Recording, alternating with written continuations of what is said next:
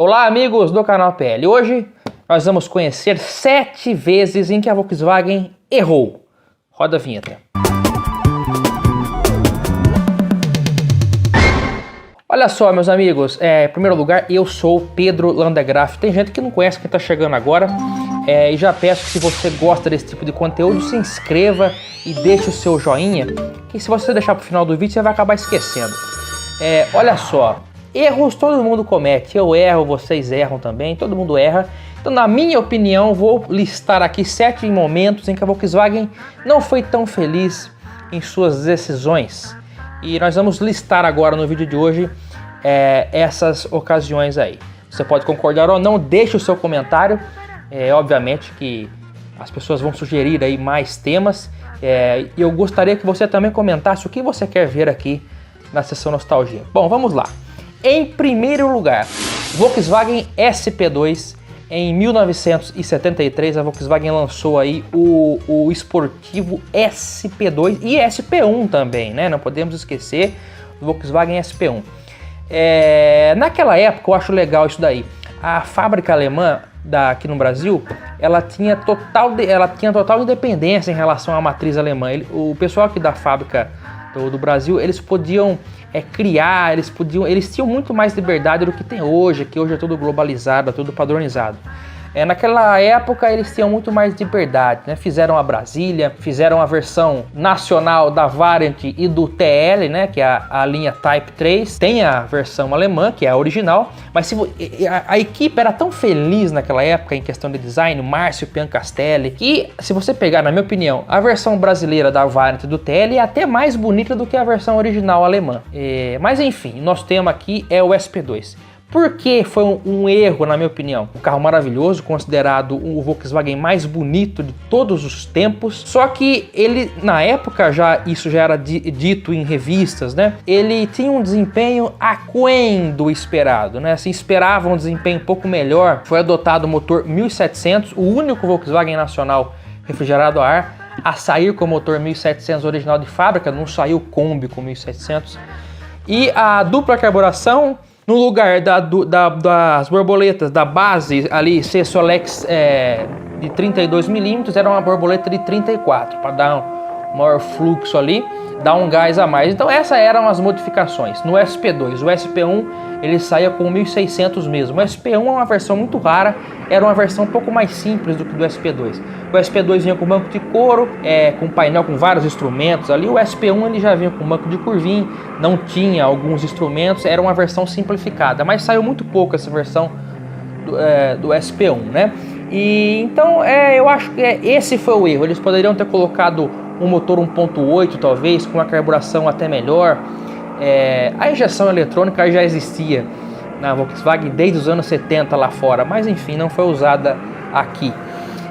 Então esse foi, a minha opinião, um erro, porque eles deveriam ter colocado um motor um pouco mais potente para fazer frente aos Pumas da época. O Puma ele acelerava mais rápido, o Puma também usava motor refrigerado a ar, porém o Puma tinha a vantagem da carroceria de fibra, que era leve, então por essa razão andava mais, acelerava mais, né, por relação peso-potência. Sem mais delongas, vamos para a segunda colocação. Volkswagen Brasília 1300 a álcool. Pois no ano de 1980 a Volkswagen já preparava os últimos ajustes ali para o lançamento do Gol, mas estávamos na época do Pro Álcool, muitos carros ali saindo movidos a álcool, a linha Corcel, a linha Fiat, e a Volkswagen então resolve lançar a Brasília 1300 a álcool. Brasília a álcool com motor 1300. A Brasília sempre saiu com motor 1600. O pessoal comenta aí que existiu Brasília 1500, nunca existiu Brasília com motor 1500 original de fábrica. Isso não existe, nunca existiu. Por mais que pessoas jurem aí que tiveram, se teve é porque foi colocado o motor depois que saiu da fábrica, mas originalmente só 1600 e 1300 a álcool modelo 1980, já com painel moderno, aquela nova identidade ali, novo painel da Brasília 80, que eu acho muito bonito inclusive. E foi lançado então a Brasília álcool, só que em vez de eles lançarem com motor 1600, eles lançaram com motor 1300 com dupla carburação. Não existe motor refrigerado a ar movido a álcool com carburação simples, nunca saiu. todo motor refrigerado a ar movido a álcool ele sai com dupla carburação. Na Brasília era assim e por conta do motor mais fraco, eles colocaram a caixa de câmbio reduzida do Fusca 1300, né? 835. A relação original da Brasília é 833 e foi usada uma relação mais curta, 835. O SP2 usava a mais longa, que era 831. E enfim, o primeiro movido a álcool, aí o carro era de difícil acerto a carburação, andava muito pouco, o carro era pesado para esse motor. Enfim, foi um fracasso essa versão, fazendo com que anos mais tarde, praticamente quase todos esses Brasílias 1300 tinham o seu motor removido e colocavam um 1600 no lugar. Só que muitos não modificavam o câmbio, então ficava uma Brasília 1600 como todas eram, porém com o câmbio reduzido. Para você saber, toda Brasília, Variant, TL, Carmanguia TC, todos eles usam o câmbio 833, tá? Esse câmbio tem a nomenclatura, até marquei aqui, BV. Então você vai olhar embaixo do seu carro na caixa de câmbio, você vai ver BV é o câmbio original de uma Brasília 1600, tá? E da linha Variant em si. Já se você quer saber se sua Brasília um dia foi 1300 a álcool, ela vai ter o câmbio curto, se não for trocado, é a nomenclatura BC, câmbio 835 de Brasília a álcool, sigla BC, e também ela tinha o reservatório de partida frio lá na frente do porta-malas, tinha lá o reservatório de partida frio, né? Então essa era uma das características da Brasília movida a álcool. Seguindo para o nosso próximo, por terceiro lugar, temos o Gol 1300. A Volkswagen lançou o Gol em maio de 1980 e erroneamente foi lançado com motor 1300 refrigerado a ar. A fábrica de motores da Volkswagen já estava sobrecarregada com a fabricação da linha de motores EMD do Passat, e por esse e outros motivos optou-se então por utilizar o motor refrigerado a ar. Só que em vez de já utilizarem o 1600 da Brasília, eles colocaram o motor 1300. Por que isso? Na época havia a crise, né? A segunda crise do petróleo estava afetando diretamente o mercado nacional.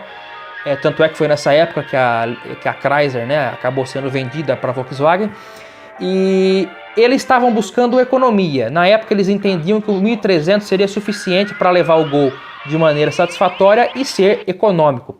Por essa razão, então, lançado em 1980 com motor 1.3 com carburação simples, só a gasolina, né? Não havia ainda o modelo a álcool. Só que o desempenho foi tão fraco e tão criticado na época, porque você tinha na época o Fiat 147 com motor 1050, só que de concepção mais moderna, inclusive ele andava mais do que o 1300. Então, por essa razão, já em 81 foi colocado em linha o motor a álcool com 1600 cilindradas, dupla carburação, e foi aí que então lançou-se o Gol 1600.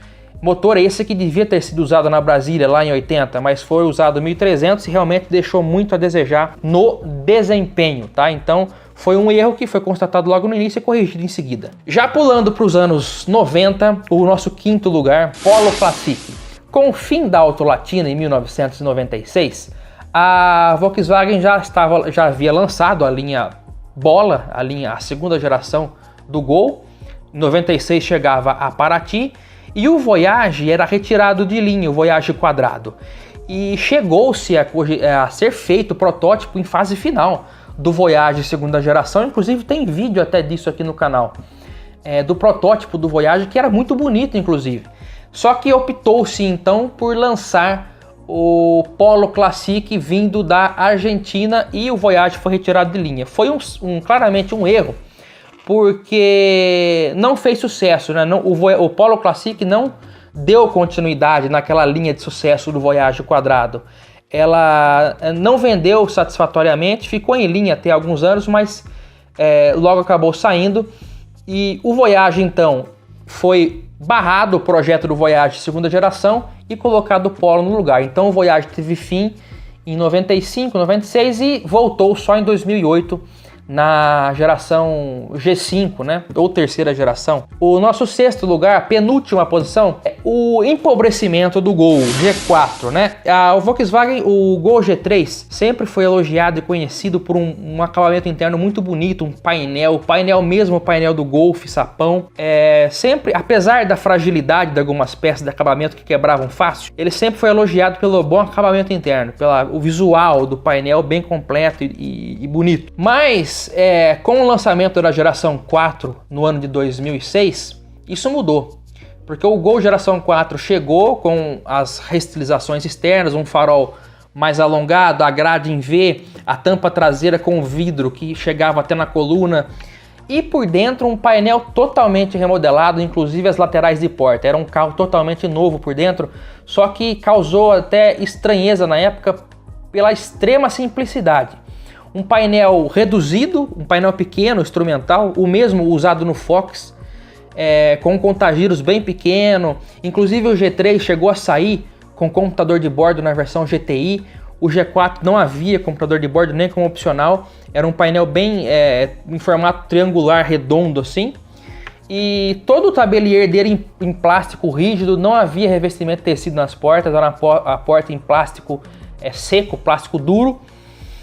O console era um console menor. O painel realmente ele foi empobrecido, e isso na época foi feito para dar um espaço, para reposicionar o Gol e dar um espaço maior ao Polo, tá bom?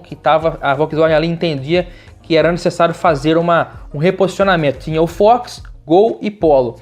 Por essa razão foi causado esse empobrecimento. Na minha opinião, um carro bonito por fora. Eu gosto muito do Gol G4, eu acho que ele tem um visual agressivo, bonito, principalmente aquela versão Power que vinha com aquela grade em V. Porém, por dentro ele era realmente mais simples que o Gol G3. Porém, se ele era mais simples, ele é menos quebrável, porque não tinha muito o que quebrar. O Gol G3 ele quebrava muito fácil aquelas difusores de ar. Já no G4 isso não acontecia, porque o difusor de ar era aquele redondo, né, que para fechar você só girava ele. Mas enfim, foi feito o empobrecimento mesmo.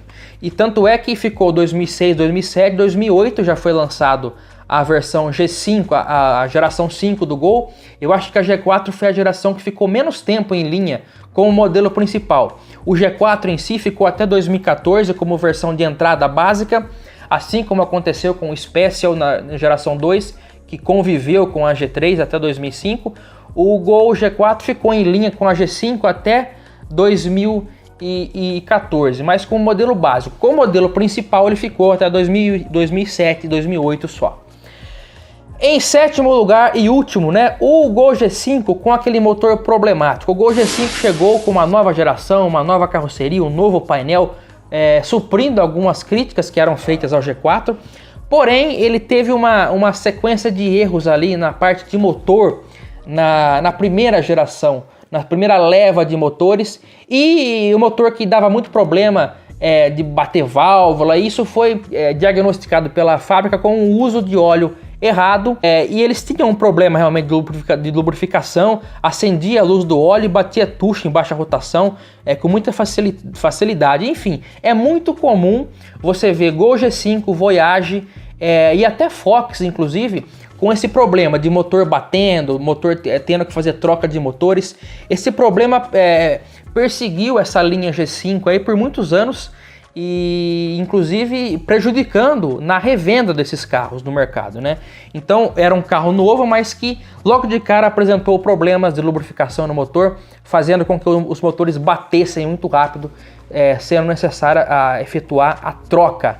E isso foi uma grande dor de cabeça tanto para a fábrica quanto para os proprietários principalmente. Bem, meus amigos, eu não mencionei o Gol 16 válvulas, porque o Gol 16 válvulas, o G3, ele não é que ele era ruim em si, né? Ele chegou numa época em que o consumidor e os mecânicos não estavam preparados para aquela tecnologia, no meu ponto de vista. Vamos abordar isso no próximo vídeo.